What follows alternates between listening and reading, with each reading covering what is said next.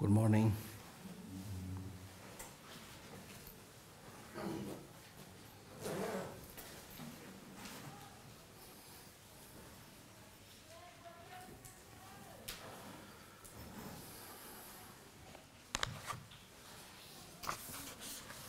So we are on page 16. Process of developing our body, resources, and positive deeds. If you ask for what purpose we should develop these, then the root text says there are many to be taken care of. If this is too little, what good will this do? Nothing will be produced if there is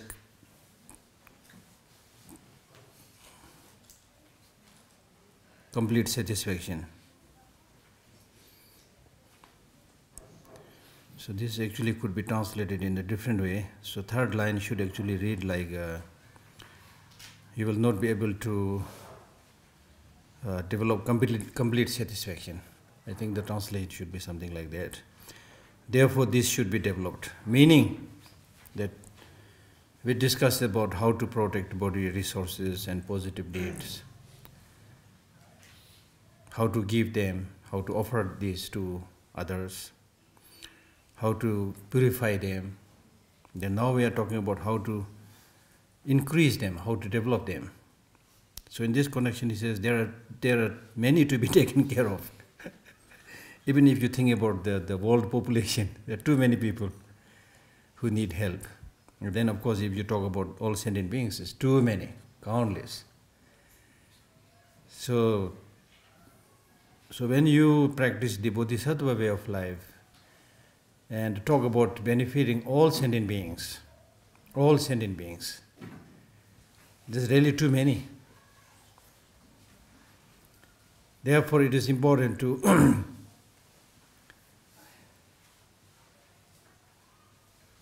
understand this fact that we have to look after so many people. So therefore, like even if you look at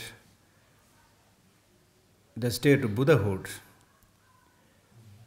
the aim of his becoming completely enlightened is so that he is able to have the power to help everybody, so that he has the omniscience, the completely enlightened mind, so that he is able to read the minds of everybody. And thereby he is able to help different people according to their different disposition, different interest. You know, ordinary people like us, we try our best to help somebody, but while doing so, we may be harming them in some cases. Or in some cases, we may not be able to fulfill their needs because we do not know their latent dispositions, their hidden interest, and so forth. So therefore, if you are to help others, then the help you need to provide to them is really too much. They need material health, they need emotional support, they need physical health, and so many. This demand is too much demand.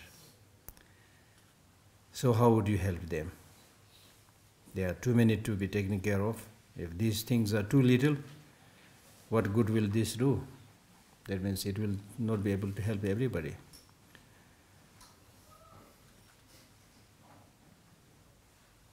And not only that, if you follow a path where your aim is to achieve just liberation for yourself, not enlightenment or Buddhahood to benefit all other sentient beings,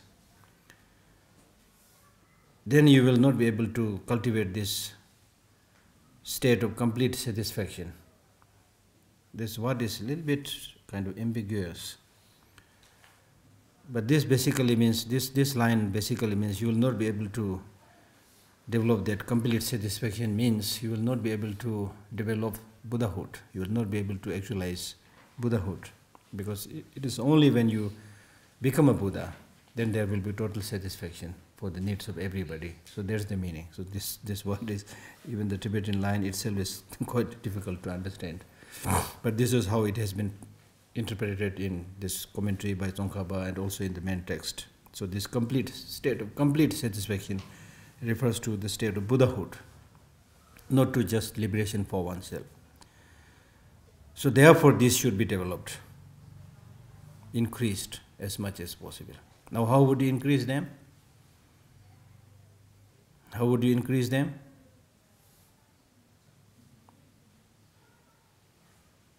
You would be able to increase them primarily because of your mental state. If you develop this with the motivation to help others, with a strong sense of compassion, with a non-grasping attitude of understanding or realization of emptiness, and then it is possible to provide them the needed help. And especially if you achieve higher bodhisattva states, or when you become a Buddha, then you are able to manifest yourself into different forms. So it is said that Buddhas, manifest themselves in the form of a bridge for those who want to cross a river. They will appear as a food for those who are hungry. They can appear in different forms. So even otherwise, even on a small level, even on an ordinary level, if you have those right motivations, you will try your best in different ways, countless different ways to help others. And thereby you will be able to address the needs of many of these people, because you will then be able to judge, at least to some extent, what is their immediate requirement and what is their long-term need, long-term requirement. So therefore, then he goes on talking about individually how all these three, body, resources and positive deeds, can be developed. So in the next line, the developing the body, he says, what is developing the body? It is not doing physical exercise and making you big and strong with a lot of muscles, but it is empowering the body and freeing it from laziness. See? So developing the body or basically means not just physical exercise, but it means empowering your body. Developing the body refers to strengthening it and increasing effort in its activities. So that could include so many things. That could include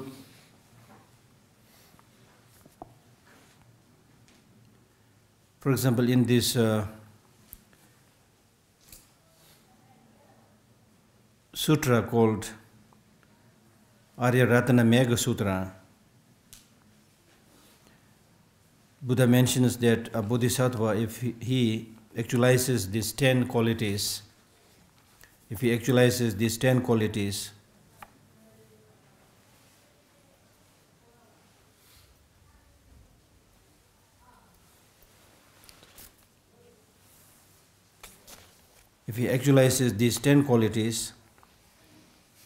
then you will be able to strengthen your body. You will be able to empower your body. What are those 10? I may not be able to read everything, but just to give you an indication. He says, "O great king, when a bodhisattva makes the dedication to even sacrifice his body, his life, but would not sacrifice the sublime dharma, and will always bow down and respect the sentient beings without arrogance, that is strengthening your body." Strengthening your body also includes serving the best food to those who are hungry, and to give the gift of fearlessness to those sentient beings who have fear, and to give nourishment and health and medicine to those sentient beings who are sick, and to share wealth to those who are poor, to whitewash the stupas of Tathagatas,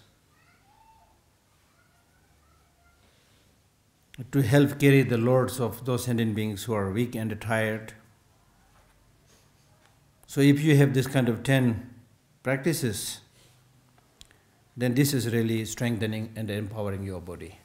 in this life and especially for future lives.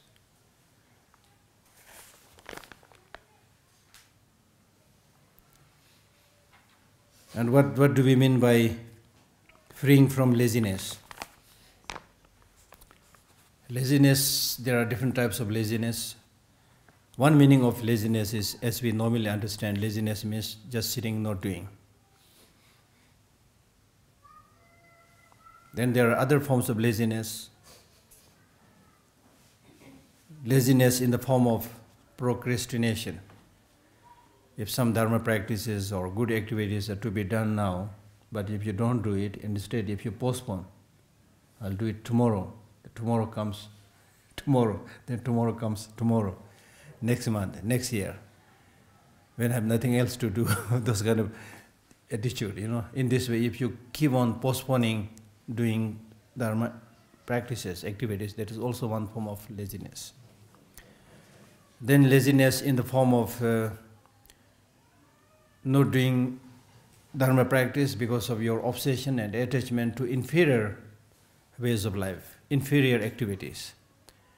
For example, if there is a movie to see, then if you decide that, okay, first I will watch the movie, then I do the dharma practice, then this is attachment to inferior things.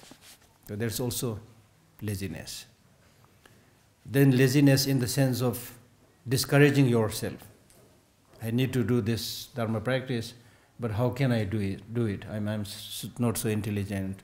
I don't have the facilities. I don't know the language. Whatever reasons you might come up, if you look down upon yourself, discourage yourself and not take the steps to do the dharma practice, that is also because of laziness. Okay. So opposite to laziness is effort, perseverance. And effort in terms of the Buddhist practice is not just working hard, but it means delight and joy in the mind in doing such spiritual practices. So when you postpone your practice, when you discourage yourself, when you develop more obsession with inferior ways of life and things like that, that clearly shows that you have no joy and delight in doing the positive practices, and therefore you are unable to make those needed efforts. So therefore, when it comes to doing dharma practice, there should be genuine appreciation and delight. Just like the delight or appreciation a sportsman or women has towards their sports.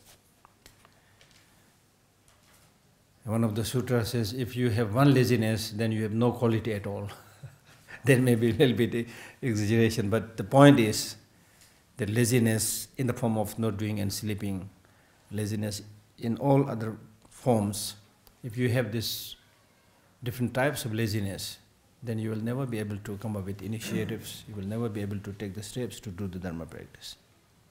Therefore, it is constantly advised in many of the Buddhist teachings that if you want to do dharma practice, do it right now. Because tomorrow and next life, which will come first, nobody can say. Therefore, it is possible before the time to do dharma practice for tomorrow comes, the death might come today, the future life might come today, it might happen today. So therefore, don't postpone it. Don't postpone it. As I was saying in the beginning, that especially in the beginning stage, when our knowledge is weak, when our interest is not so much, you need to push yourself a little bit. And then once you get into this, is just like almost like reading a novel. If you just don't even open the first page, read the first few pages, you will never be able to read that. But if you at least make it a point to sit down and read at least first few pages, then that might give you interest to continue and read the rest. So something like that. So if you sit down, start enjoying the peace, start enjoying the teaching, then you will automatically go into it. Then it becomes a part of your life. You get habituated with that. So that is important.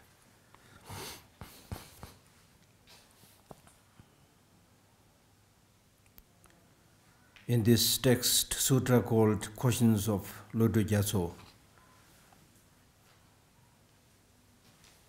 Aryamati Sagar, I think, there also the Buddha says, those who have laziness, enlightenment is very far. Those who are lazy, enlightenment is very far. Those who are lazy will have no practice of giving, no practice of morality, no practice of wisdom, and so forth. So none of these practices of the 6 perfections is possible if you are lazy. If you are lazy, forget about spiritual practice. You will not also be able to get proper food. You see? And this you can just relate to how you lead your life in your daily life.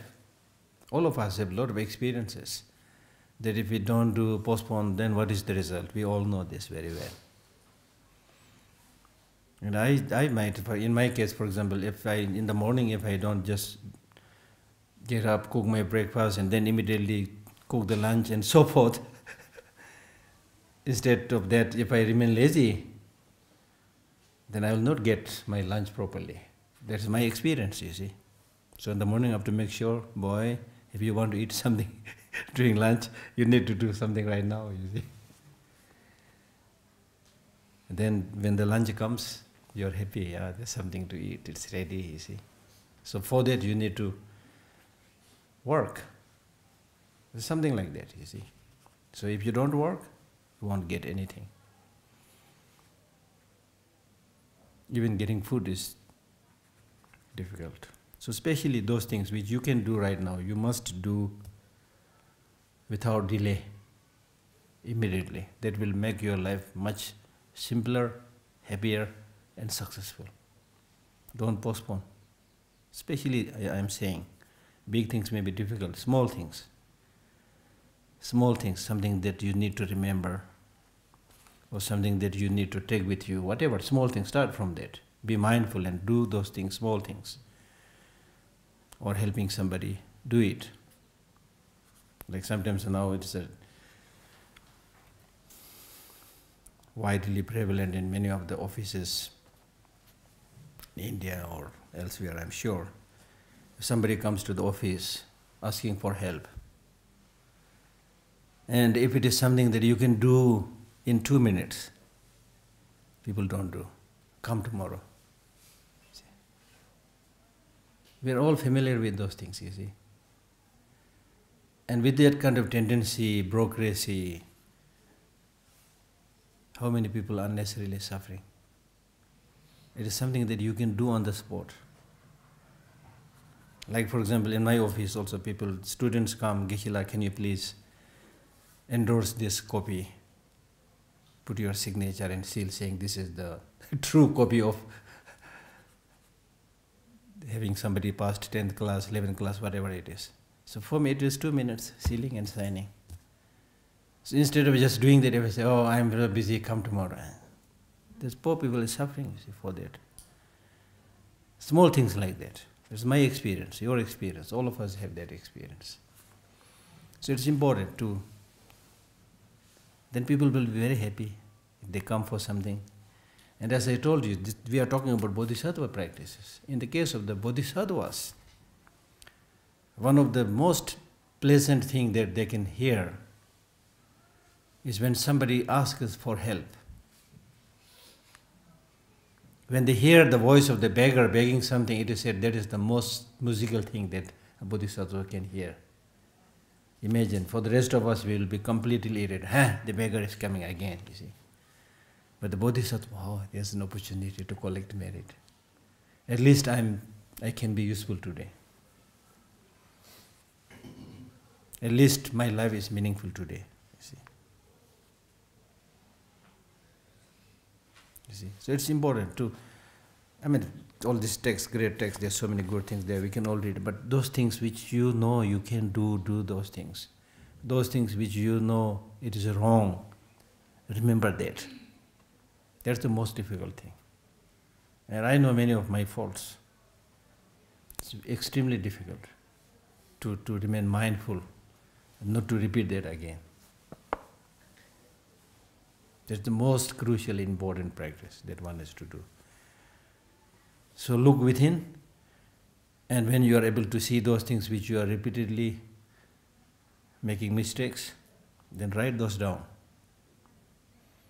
Write down and put it on a wall or somewhere that reminds you, okay, this is your habit, you have been doing this thing, so don't repeat this. That might help you. Because we need to be repeatedly reminded. Otherwise we forget. See? So that's important.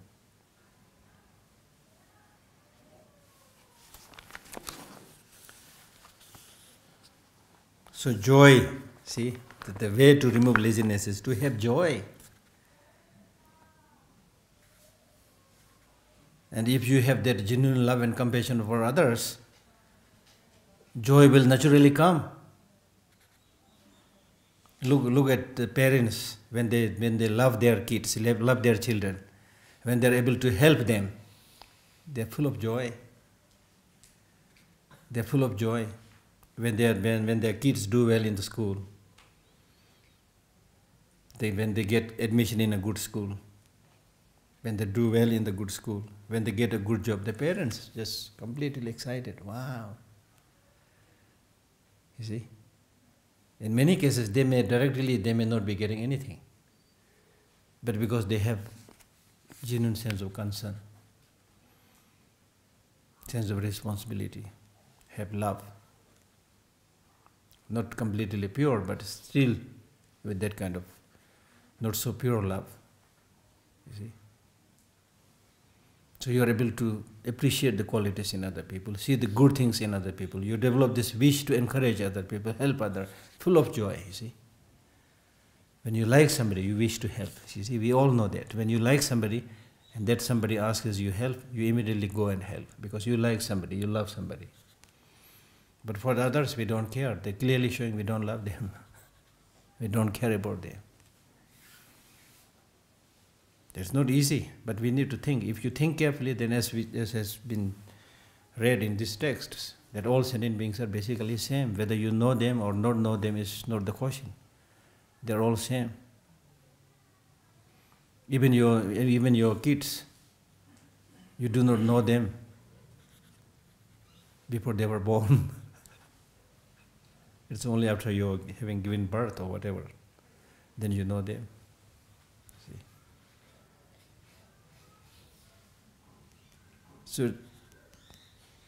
So you can easily see, the laziness will not be there. Like look at the sportsmen and women. Because they enjoy what they are doing. The whole day they may be in the field, running around, kicking or beating, whatever. But they are just full of happiness, joy, kicking, laughing, because there's a joy.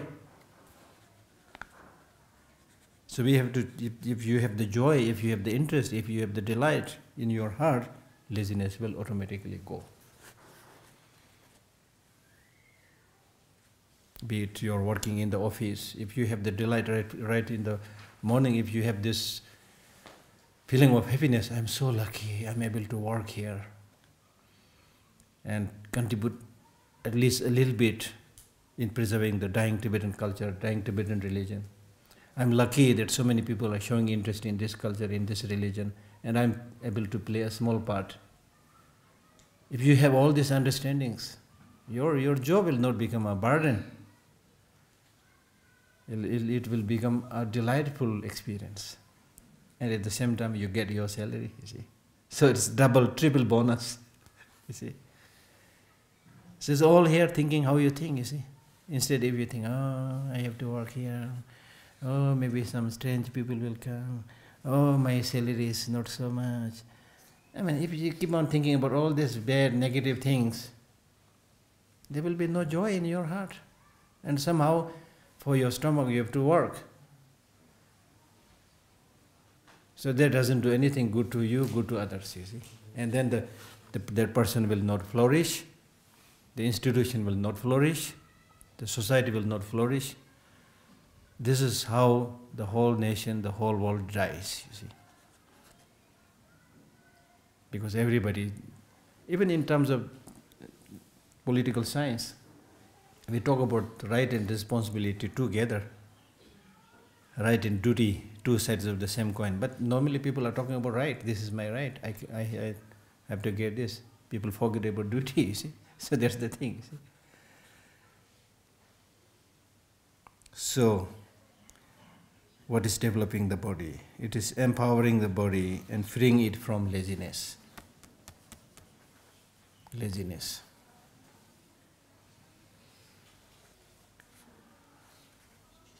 Next is developing resources. By giving with a view of emptiness, with the essence of compassion, resources will develop. This is what we basically discussed earlier also. The essence of Buddha's teaching is a good heart and good head, compassion and wisdom. Compassion and wisdom. Compassion is the driving force that would make you move and go and do things for others. But when you have, in addition to that compassion, which is the driving force, if you also have that wisdom that sees the reality, then there will be no grasping, no obsession with anything. So that helps you get complete freedom. You do things for others without obsession, without attachment, without grasping. You do it for others, not expecting anything in return, because you see the illusion-like nature of everything. And the other day I gave you the example. When you see the suffering nature of everybody, what are you going to expect from them? You see? So instead of expecting from others, you should think about how you can help others.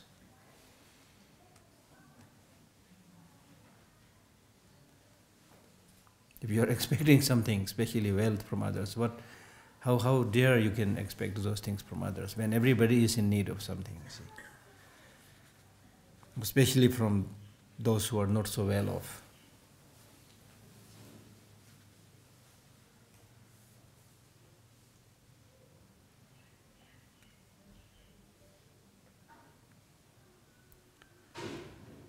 Developing resources.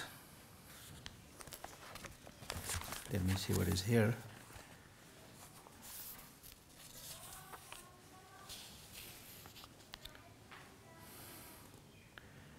In this context, there is a quotation from the Diamond Sutra, where the Buddha says, when a bodhisattva does the practice of giving, does the practice of non-abiding giving, meaning that when you undertake the practice of giving and do not see that giving as having independent, inherent existence, does not linger there, does not get obsessed with that, then the merit that is earned from that practice cannot be measured. Cannot be measured.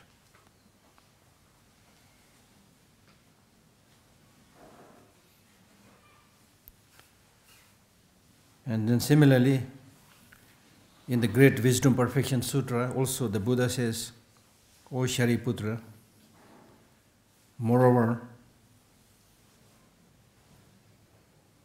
a bodhisattva, mahasattva, even when does the practice of small practice of giving, not a great giving, but even he does a small giving, but because of the skillful means, if he dedicates that practice of giving to become Buddha for the benefit of all sentient beings, then that is called training in the wisdom perfection.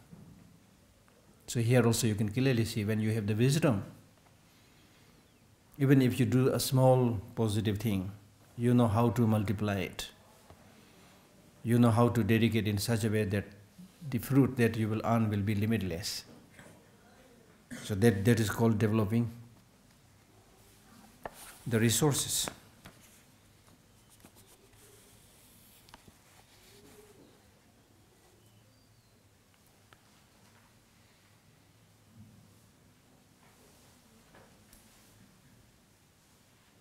And therefore he says, if you're a bodhisattva or somebody who wants to offer gold and silver and garden, kingdom, and all kinds of material facilities in accordance with the needs of sentient beings, and in this way, if you really want to completely fulfill the needs of sentient beings, then you must train in the wisdom perfection.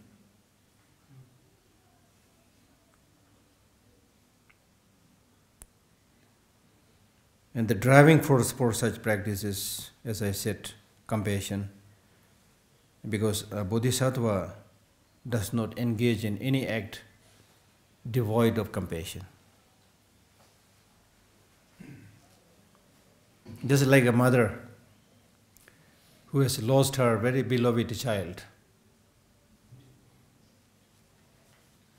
If you borrow those lines from Kamala Shila's Stages of Meditation, he gives this beautiful example of your only beloved little child.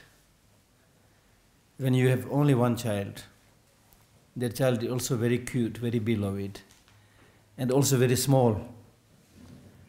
Then the mother will show all her love and affection to that child, because number one, she is only her child. Number two, she is so sweet, so cute. So similarly, when a bodhisattva sees all sentient beings,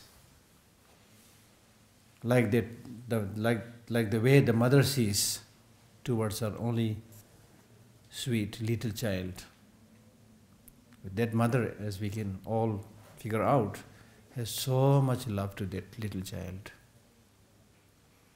And her constant worry and anxiety and concern is about that little child. So the mother's eye is always watchful. See, if you look at the mothers around here, they're always running after these small kids, make sure they're not falling or not getting into trouble and so forth. So they're constantly watching. So a bodhisattva has that tendency towards all sentient beings. Of course, it's difficult for us right now, but that is the desired goal. Desired goal. But still, if you have the wisdom, you will not get discouraged. So it's important to understand that. Otherwise you might think, oh, even to look after one child is so difficult. How can we treat all sentient beings as one single beloved child and look after them? It is so difficult. There is a story of a mother and a king, a leader, of a village. So they were one day just discussing. Then the mother said, oh, the most difficult work in the world is a mother looking after her child. And then the village leader said, no, it's so easy to look after the child. The most difficult is my job as a leader, to look after the complaints of all these villagers. So then at the end of the day, they decided that for one day they would exchange their responsibility. So the mother became leader and the leader had to look after a child. So at the end of the day, the leader was completely tired. Said, oh, how many times I wiped the nose of the child, how many times I took the child to the bathroom, how many times the child cried and so forth. He was completely flat, completely tired. But the mother had a really nice day. She just gave orders, do this, do that. so it's not easy, but things become easy when you have the knowledge, when you have the wisdom, you see. Things become difficult when we develop grasping, you see. So ordinary mother looking after even one child is difficult because she has that strong attachment, obsession and grasping, While looking after the child, she also gets pulled into that child, Her whole energy goes into that child. See, she's more or less sucked into that activity. But in the case of the bodhisattva, or somebody who has developed that wisdom, it's just like, probably just like the sun helping us. The sun constantly gives the heat, the light, whose warmth we all enjoy. But the sun never gets obsessed with us. It just does its duty and remain free, high up in the sky, high up in the space. So that is the difference, you know. So if you have that wisdom, then you will be able to remain free without getting entangled into the object, into the people to whom you are helping or dealing. You can remain free and help. You're not expecting anything. If you expect anything in return, then you are tying your neck with that person. See, that's what we ordinarily do. So there's the thing.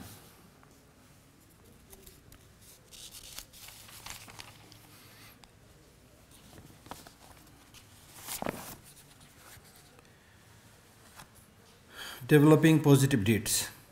The accumulation of merit is the root of the development of practice. Therefore, one should make preparations. On such a basis, one should develop positive deeds. The accumulation of merit is the root of the development of practice. If you want to make a lot of progress in your practice, you need to accumulate merit. Shantideva, in his 400 verses, he says, if you don't have enough store of merit, forget for knowing, you will also not even be able to develop some kind of doubt towards the validity of the teaching. You will not even develop some kind of caution towards the validity of these teachings. You will not even move your mind towards these teachings. So when seen from this point of view, we are all lucky.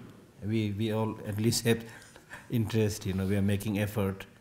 So it's important to again rejoice that we are fortunate, we are lucky.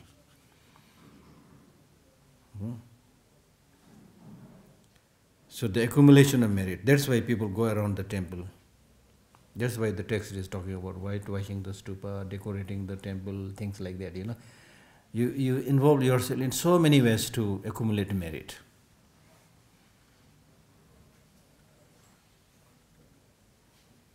And that accumulation of merit comes when you have the purity of the mind to do things to benefit all others. You decorate temple because the temple is the source of inspiration for many others. The stupas are a source of inspiration to many others. They represent Buddha's qualities because of those understandings. Therefore, one should make preparations. On such a basis, one should develop positive deeds. So what are the preparations? The preparations are also in stabilizing effort and mental attitude, first with emphasis, place the compassion, and then place emphasis on developing virtuous actions. So that means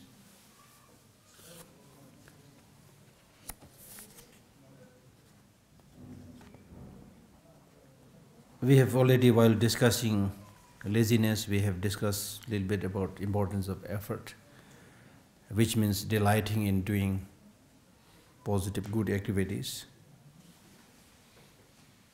And you can develop that mental delight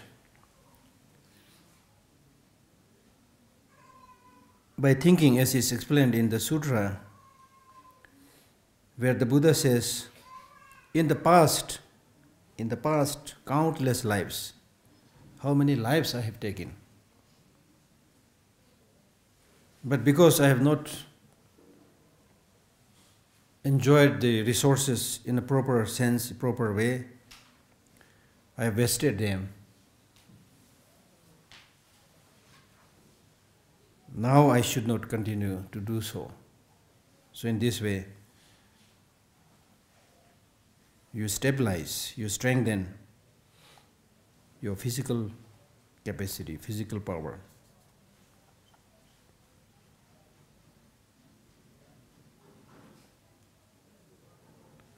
Similarly, you can think that in the past, for countless lives, I have used my body and my mind in an impure way,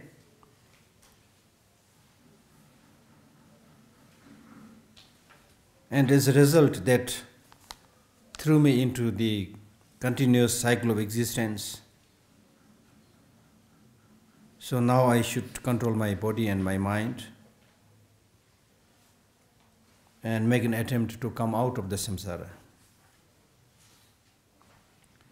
In the past, for countless lives, I have engaged in activities which are not pure, which are worldly activities, where I engaged in cunningness, deceitfulness, and meaninglessly I have tired myself, exhausted myself. So now I should not continue with the same trend. I must fulfill the most cherished, important objectives. So there are so many ways you can strengthen your effort by reflecting on the point how you have wasted your life in the past, in this life and in the past many lives. So now you should make a kind of decision that I will ensure that I will now use my body and mind in the right way in all sense of the terms.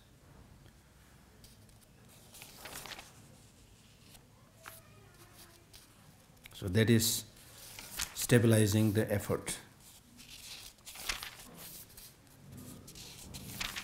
The next is stabilizing the mind. As we discussed already, that the most important foundation for doing any spiritual practice is having a positive mind,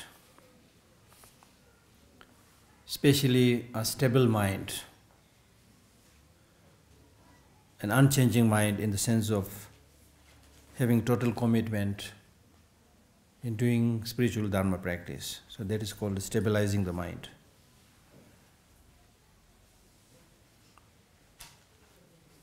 In one of the sutra, Arya Dharma Sangati Sutra, also the Buddha says, a perfect state of mind is the foundation of all qualities. Wherever there is such a perfect state of mind, all the qualities of the Buddha are there. Where such a state of mind is absent, all the qualities of the Buddha will become remote and distant. And if you have that perfect state of the mind, then even in that place, if there is no Buddha, you will still be able to get teachings from the space, from the trees, from the walls of the house and so forth. Your mind is so important.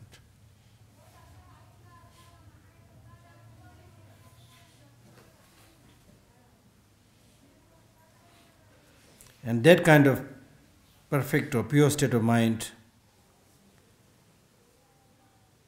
is rooted to how you employ your mind. It is rooted in proper instructions and teachings. So therefore it is the task of a bodhisattva or a practitioner on the path of bodhisattva to take care of this state of mind, to guard it, to protect it, and to use it properly. So basically, when we are talking about cultivating a stable mind, we are talking about cultivating a mind which is not superficial. We are talking about cultivating a mind which is without deceit. We are talking about mind which thoroughly understands things. We are talking about mind which is free from cunningness. We are talking about mind which is honest and straightforward. We are talking about mind which is clear and not crooked. We are talking about mind which is of equal state We are talking about mind which is strong. We are talking about mind which is unchanging.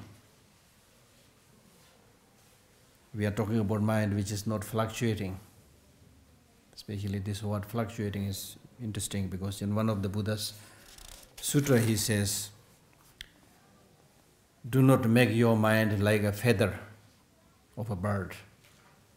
If your mind becomes like a feather of a bird, it can be just tossed around and blown by the negative emotions all around, and then you can never have peace and happiness. So your mind should not be like a piece of paper or a feather which can be thrown in all directions by slightest disturbance of conceptual thoughts. Because your whole being, your whole mind can be agitated, disturbed by the fluctuation of your conceptual thoughts.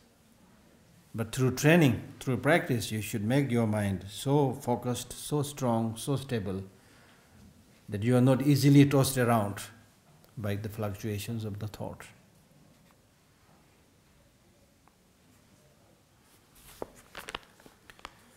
So there's the meaning of stabilizing your effort and stabilizing your mental attitude. So this should be practiced right in the beginning as a basis for your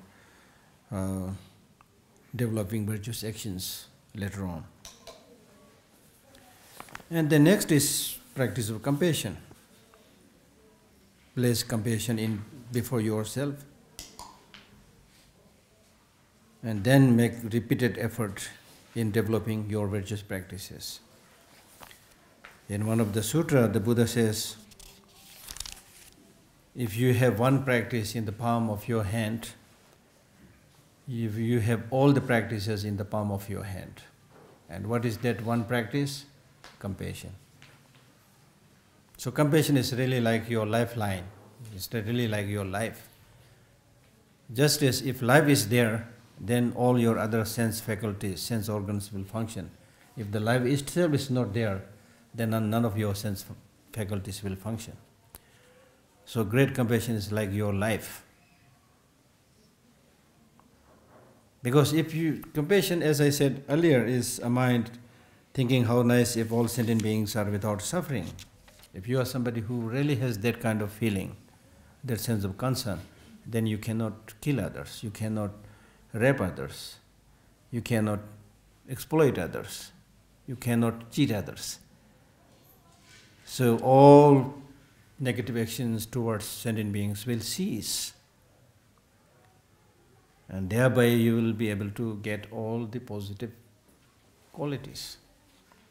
See, here also you can figure out that even if you do one practice properly, many other negative emotions will cease by itself. If you specialize in one practice. If you read Nagarjuna's Ratnavali, the precious garland, his advice and instruction to the king,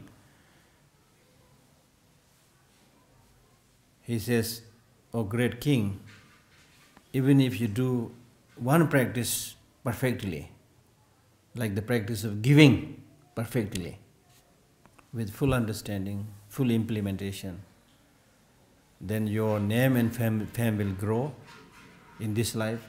In the future lives also, all the positive results will be there, if you do one thing properly." So this also shows that we are unable to do even one thing properly. We may pick up a little bit of things from here, from there, and so forth, but we may not be able to develop these qualities properly. We are unable to specialize in any of these things. So that is the problem.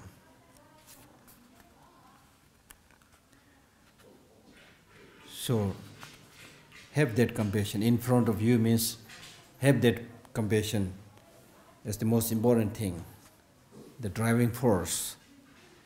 And then you can develop all other positive qualities.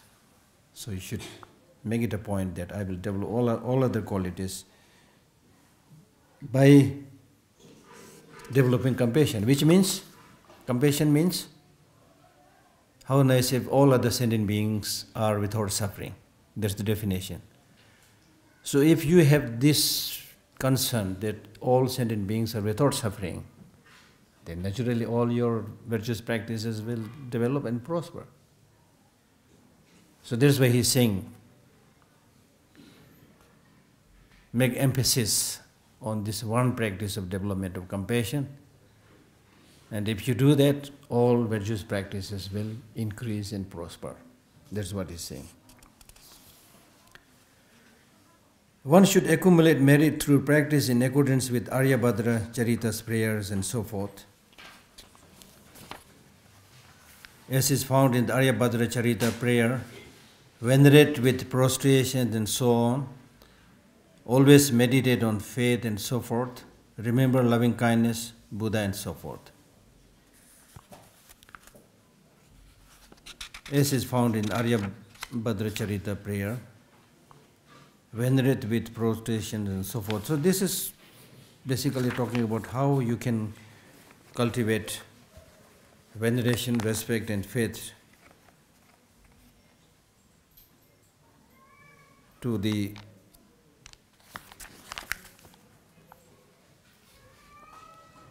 Buddha, Dharma and Sangha. So as is taught in this Aryabhadra prayer, you should do this practice by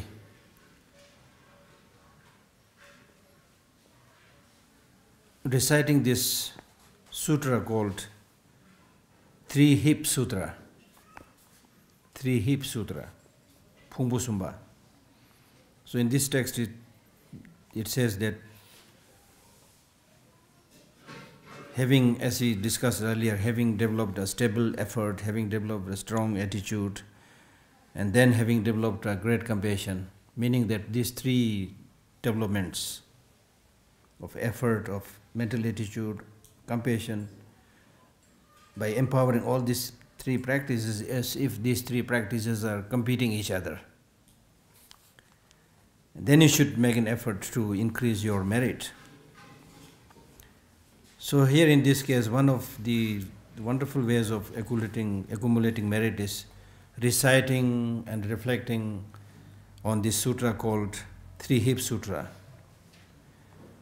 Three-Hip Sutra, or the meaning that is taught in that Three-Hip Sutra, is three practices. One is confessing negative deeds that you have done. Second is rejoicing the good things that you have done. That's the second hip. And the third is requesting the Buddha to teach or not to pass away and so forth. So by doing these three practices, you will be able to accumulate heaps of merit, lots of merit. That's why they are called three hips. Because the practice called the 7-limb practice that we normally do in the very beginning, in the preparation. So these are basically included in the practice of these three hips practices.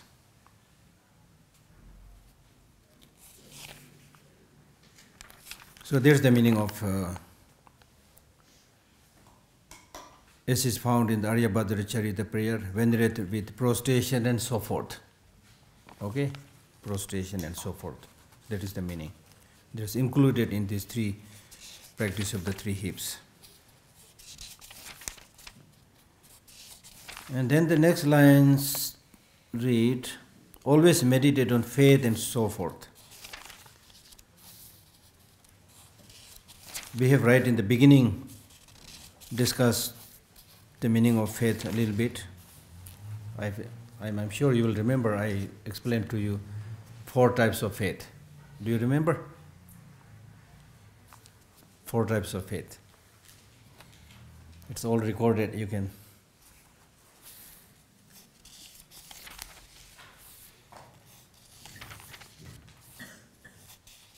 review those things. I have explained to you the 4 types of faith, which are purifying faith, trusting faith, aspiring faith, and what? Unchanging faith. Very good, very good. So So sometimes they talk about 3 types of faiths, sometimes 2, sometimes 4. So here, these 2 lines.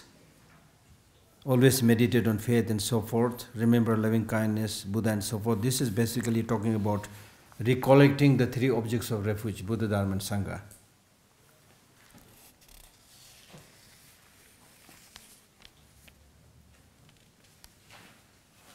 In one of the Buddha Sutra, he advises the king by saying, "O king, if you have these 4 practices, then you will never degenerate or decline from your Mahayana practices, and you will excel in that Mahayana practices." So what are those 4 practices which will help you not to decline in your Mahayana practices? The first is cultivation of faith. Because if you have the faith, that will help you come closer to the superior beings. If you have the faith, you will not do those things which you should not do. And then he says secondly, the second quality is veneration and respect. You will excel in your Mahayana practices if you have veneration and respect through the teaching.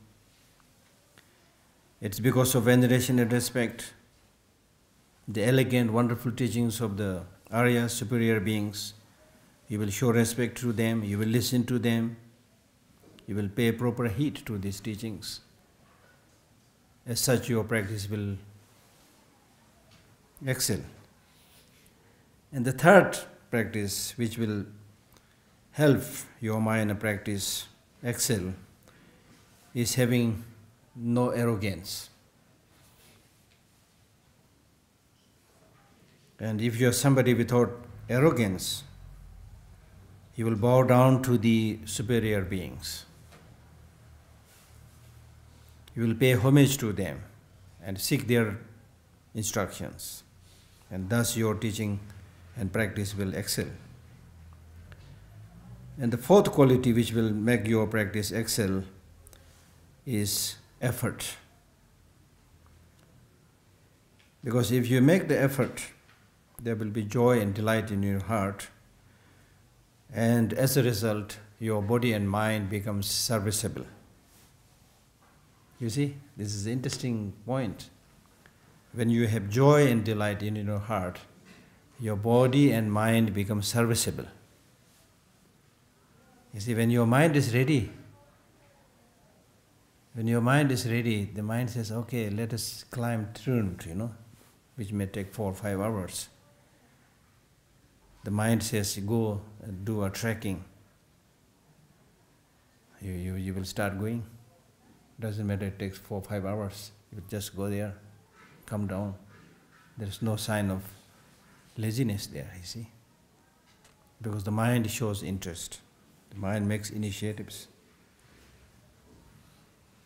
And therefore, if you have that delight in your heart in the form of effort, then your mind becomes serviceable, your body becomes serviceable, and thus you are able to achieve success in all your activities.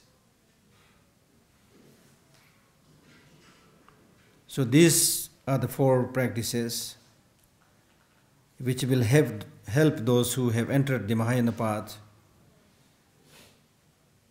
not to let their positive practices decline, and instead those practices will excel, become special.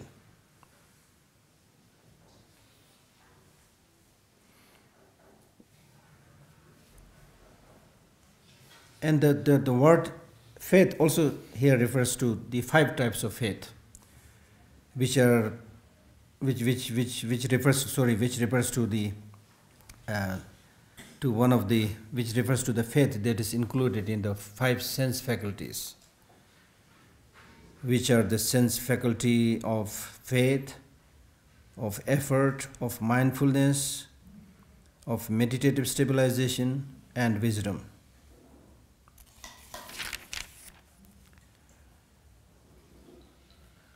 So meditate on these different types of faith and cultivate these different types of faith all the time. And likewise, remember loving kindness. Just as we have discussed about the importance of compassion, similarly loving kindness is extremely important because it is a mind which says, how nice if all sentient beings meet with happiness. Loving kindness means it is a mind which says, how nice if all sentient beings meet with happiness. So again, the focus is on the well-being of sentient beings.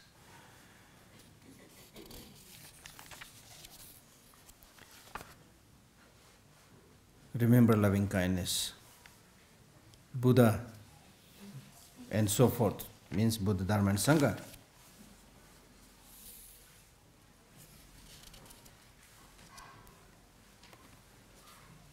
You can read sutras which talks about the great qualities of Buddha, Dharma and Sangha.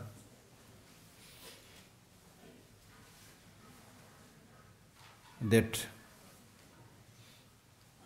Buddha is somebody who possesses that vast store of merit and wisdom,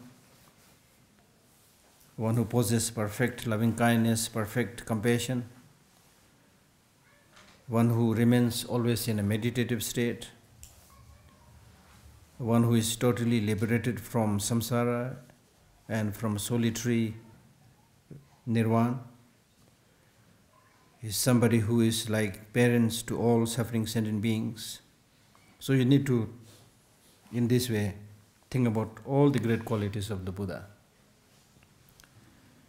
And then likewise, remember the great qualities of the Dharma. That the Buddha which you highly revered become Buddha by practicing Dharma. So in a sense, they are born from Dharma. They are the ones who engage in Dharma. They are emanations of Dharma. They are the owners of Dharma.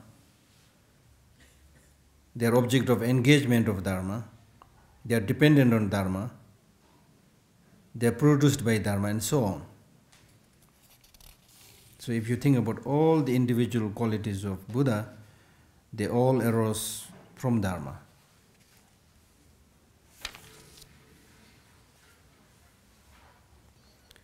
Likewise, there's another very interesting teaching here where the Buddha says you can also highly respect and venerate the Dharma also from the point of view that the Dharma treats all sentient beings equally without any differentiation. So you should pray that may I be like the Dharma in treating the sentient beings. Dharma is not biased. They do not treat different people differently by looking at their face. So I should also act like a Dharma.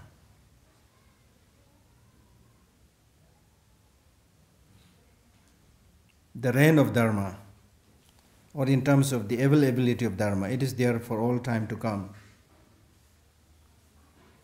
Dharma is meaningful to behold.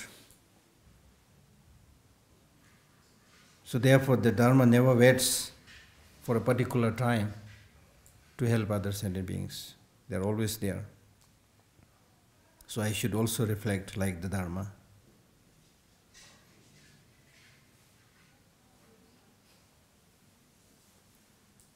Dharma also does not make a differentiation in between whether somebody is high or somebody is low.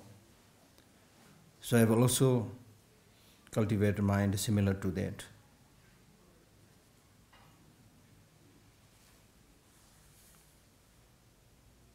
So there are so many great qualities explained here about Dharma.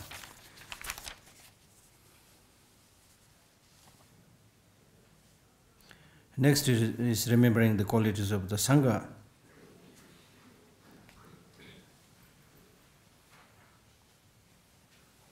As is always explained in the Lamrim text, Sangha is really your example, the one who inspires you in engaging in the spiritual practice.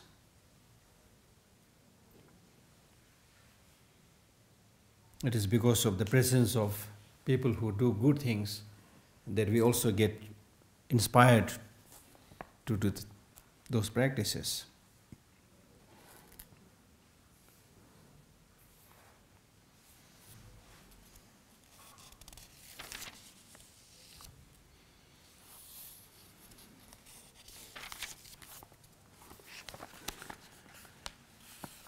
So if you want to know more about their great qualities, please read Lamadam Chemo. They are all available in English now. One should generate other causes of developing merit. In short, now he is summarizing everything. In short, the perpetual practice of non-materialistic giving of dharma and the practice of bodhicitta for the sake of sentient beings are the causes of the development of merit. So if we summarize the main causes of the development of merit, then there are two things. One is giving dharma teaching, which is of course non-material, giving dharma teaching, and developing bodhicitta. So to summarize, these are the two main practices.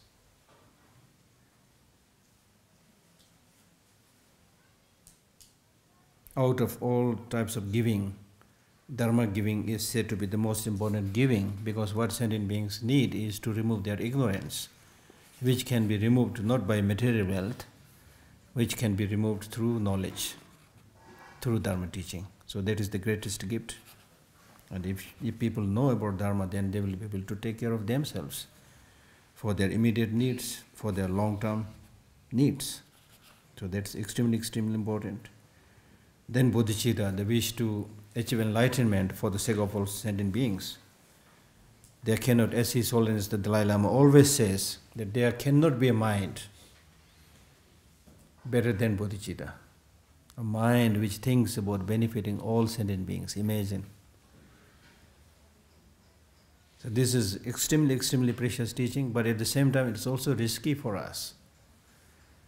On and off we will notice, or we will come to the understanding that although we cultivate bodhicitta several times, when His Holiness is giving the teaching, we also read about those things, we talk about those things, but as and when we come across a troublesome person, or if you have an enemy, that troublesome person is immediately kicked out from the sentient beings. When you were cultivating bodhicitta, you said, "May I achieve enlightenment for the sake of all sentient beings." You did not say that, "May I achieve enlightenment for the sake of all sentient beings who do not trouble me." If you had made such a commitment right at the beginning, then it's okay, but when you were cultivating bodhicitta, you said, all sentient beings. That included, all sentient beings included everybody, your enemy, the troublesome person. So now the question is, how would you develop that mind towards those troublemakers, towards your enemy? So that's very important area to think about. So what is said in Buddhism is, even in the case of those people who are troubling you, who are your enemies, your negative emotions towards them will not solve your problem. Instead, it will make the matter worse. Like, for example, as His Holiness gives the most wonderful example, when treating with these troublesome Chinese leaders. He says, I develop compassion towards all of them. I also develop sense of responsibility towards their well-being also. But this does not mean to say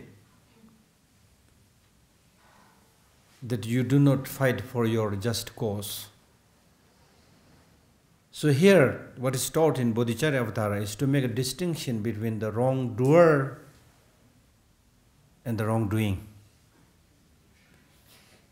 The person and the negative emotion within that person. So be compassionate and kind and loving towards all sentient beings, including your enemy, including that person who is troubling you. But find out a way to deal with their negative emotions, their wrong ways of life. This is amazing teaching, you see. And His Holiness illustrates this point by saying that we are quite clever. When it comes to us, we do that, exactly do that. If I make a mistake, then I'll say, I'm sorry, it was my mistake, I really didn't want to do that, but I made a mistake, sorry. Meaning that you try to separate yourself from that mistake. And you will try to show that you as a person is good, but this is bad. So you make a distinction between the two. But when the same mistake is done by some other people, you don't make the distinction. He is the one. He is the black sheep. You see. So now if you treat like that with your enemy or whoever, then there is no room for negotiation, no room for dialogue. So even in the case of your enemy, I'm sure there are good things done by the enemy. So if you are able to talk about the good things, this is a good thing you have done, but this is a bad thing you have done. I don't agree with this one. If you are able to say those things, it will also help the enemy change their attitude, I'm sure. You see. So that's a very, very important thing. And then, of course, as Nagarjuna says in one of his advices, that if you want to overpower the enemy, you should strengthen yourself with positive qualities. Negative emotions like ill will and hatred will be of no use, he says. Because if you develop negative emotions and ill will towards the enemy, it will not harm the enemy, it will harm you. It will harm you. Like for example, right now we can be extremely angry with somebody that we don't like, develop all the negative emotions, We are suffering here. The enemy may be enjoying somewhere, watching a movie or sipping a cup of coffee or whatever. The enemy may be enjoying, you see.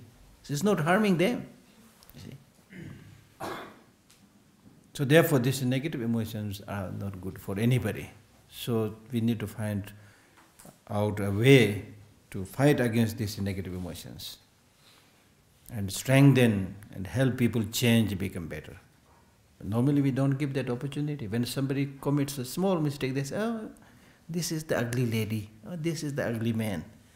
He's so bad, saying all the bad things about. Then we never give an opportunity for that person to grow up.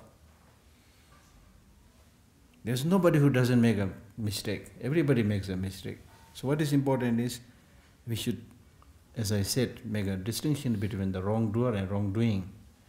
And then we should tell the person, what you have done, I know you're a good person, what you've done is wrong, so let us work together and change that wrong ways of life. You see? So that way you do not ostracize any person, do not discourage any person.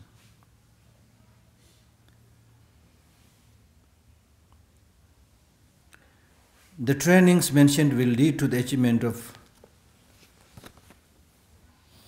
thorough abandonment and the methods by which one will be able to lead such a life are the practices of modesty, alertness, and mindfulness. This word I've used here, modesty, I don't know. Sometimes I'm tempted to use the word careful, take care, like careful, or heedfulness, which word is better, I don't know. But what he is saying here is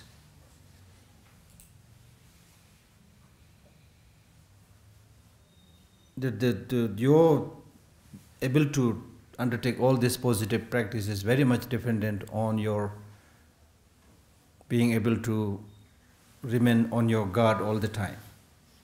Always remain careful, heedful, number one. That means whether it's what you are doing, it's a good thing or bad thing, always remain watchful. That's heedfulness. Always pay attention, be careful. And normally after ordination, the abbot and the group of monks give the ordination, offer the ordination. Then at the end of the day, just before parting, they give the final parting advice by saying, now you become a fully ordained bhikshu or monk, be careful. That's the parting advice. So here also he is giving that advice, be careful. Just like exactly like saying, take care, bye, take care. You say, bye, take care. So taking care means to remain watchful, whether you are doing something that is harmful, whether you are doing something that is helpful and useful. What are you doing? You have always remained watchful. You see? And it primarily means do not allow yourself completely led by the dictates of the senses. Don't let your senses run wild. I've given you the examples of how you can get into trouble if you allow even one of your senses run wild. So put some restraint on the demands of your senses.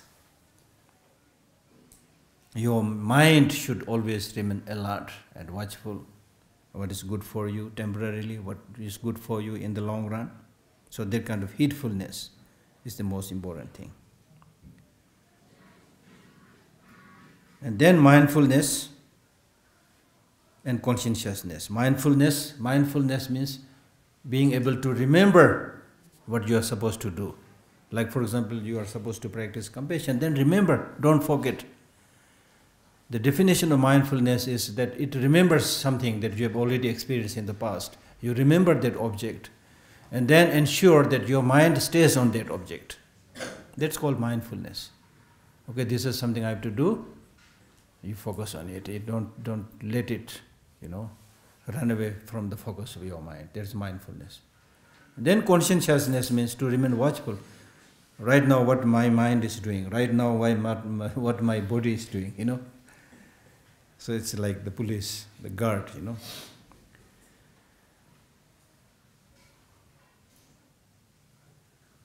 So in short, he is saying through heedfulness, through mindfulness and through conscientiousness, what you need to do is do 4 things, what is known as the 4 abandonments.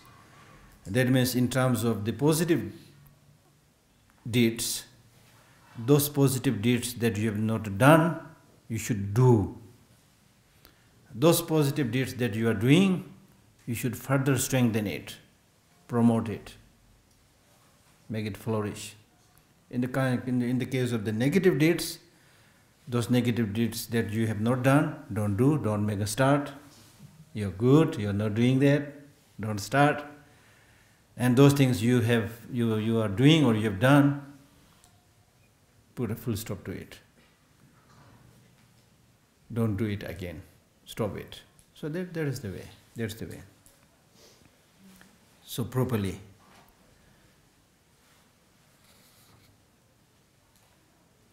One will achieve thorough abandonments by not being separate from heedfulness, by being alert, mindful, and through proper contemplation. Through proper contemplation. As Atisha in his Lamb of the Path, he says that conceptual thoughts are kind of great ignorance. The discursive thoughts are like big ignorance. So if you let your conceptual thoughts engage in improper objects and let these conceptual thoughts run wild, it will throw you into the forest of samsara, cycle of existence. So therefore, through constant effort, reflection, you need to develop that non-conceptual state of experiencing the ultimate truth in its various forms. So here also it talks about through proper contemplation. The practice of protection here, in the case of the 4 thorough abandonments, refers to making effort in developing the aspiration not to cultivate non-virtuous actions which have not been cultivated, to strive towards its cultivation, to make effort to its cultivation, to remain attentive and to thoroughly devote one's mind to this. Purification means to cultivate the aspiration, to eliminate non-virtuous and evil deeds which have been cultivated.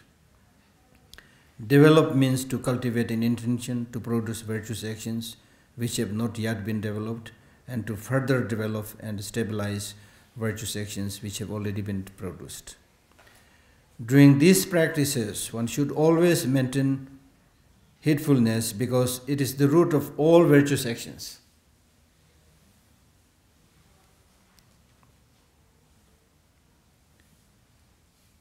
One who is heedful will make effort in the practice of mindfulness and conscientiousness. Equipped with these qualities, one will put proper effort into one's practice. This completes the Compendium of Precepts in verses composed by Abbot Shantideva. It was translated and proofread by the Indian Abbot Jina Mitra and Danashila, and proofreader and translator, the Tibetan translator and proofreader, the Bhikshu Yeshide.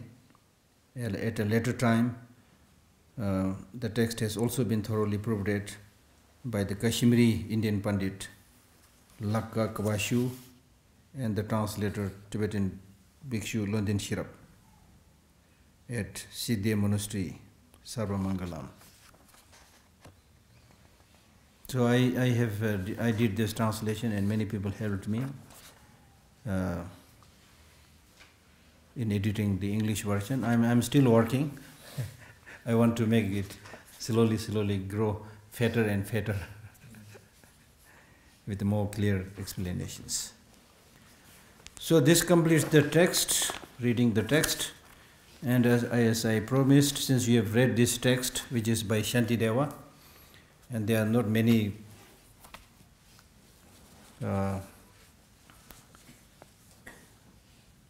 clear stories about Shantideva, and I have few pages here available in English, so I want you have one copy here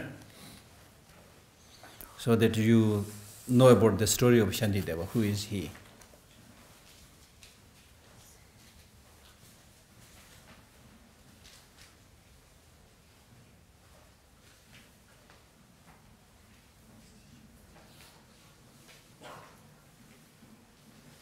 So this you need to read to know about Shantideva, to make more spiritual connection with Shantideva.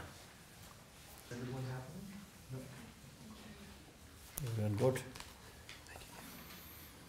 So tomorrow is the last day, although we have finished reading the text, but I want to, tomorrow it might take just 1 hour. I want to give you another text, which is a very short summary of how would you engage in your practice in a systematic way. The Lamrim, very short Lamrim, 2-page Lamrim, which is found in the end of Tsongkhapa's Great Stages of the Path. The summary, he made a summary there, how to do both the Sutric and Tantric practice in a stage by stage. And I had the privilege of translating it when I was working with His Holiness. His Holiness himself, on a different occasion, he said, it's good if you are able to translate it. So I translated it. So I'll give you that text. So tomorrow is the last day. Thank you very much.